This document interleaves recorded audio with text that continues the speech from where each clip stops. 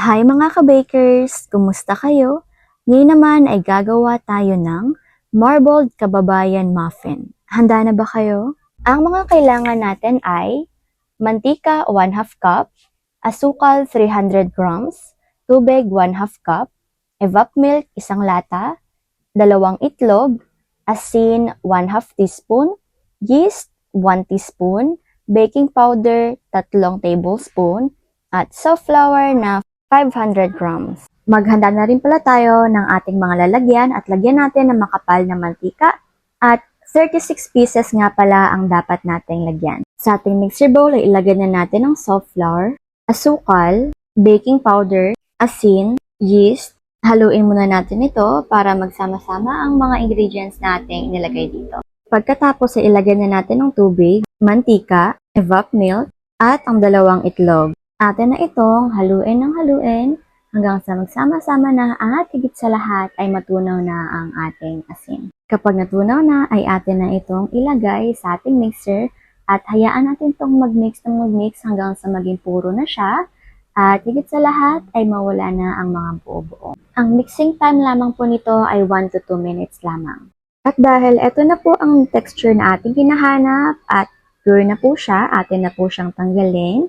Ngayon naman ay kunin na po natin ang ating molde at atin na po itong isasalin. Gagamit lamang po tayo ng scoop po ng ice cream dito, pero kayo na rin naman po ang bahala kung gaano po kadami ang gusto nyong ilagay. At syempre po gawin lang po natin ito hanggang po sa malagyan na po natin ang lahat. Ayan, eto na po ang kanyang itsura mga ka-bakers na napakaganda niya na po siya. Pero hindi pa po ito matatapos dahil maglalagay pa po tayo ng chocolate ganache niya. Ang chocolate ganache po ay nabibili lamang po sa mga bakery supplies, pero kung gusto nyo gumawa, ito po ang kanyang ingredients.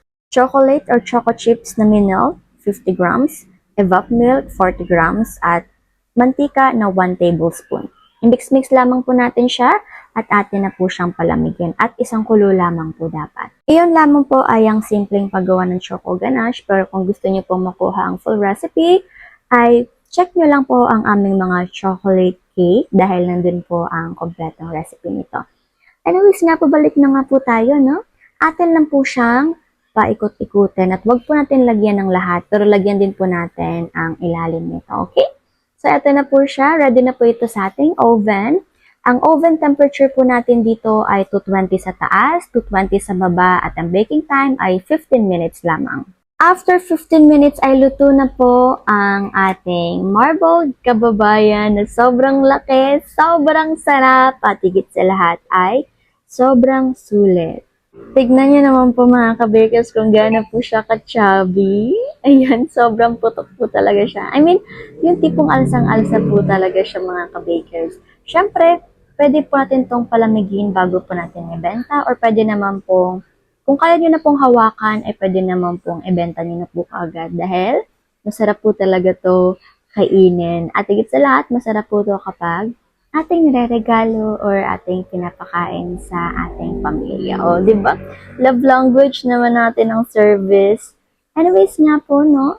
Gusto ko lang po kayong pasalamatan lahat. Maraming salamat po sa lahat ng mga nag-subscribe, nag-like, nag-comment, at sa lahat po ng mga nanonood, ating mga silent viewers, maraming salamat po sa inyo at na-appreciate po namin kayong lahat. Kaya naman, halina at gawin na rin ito.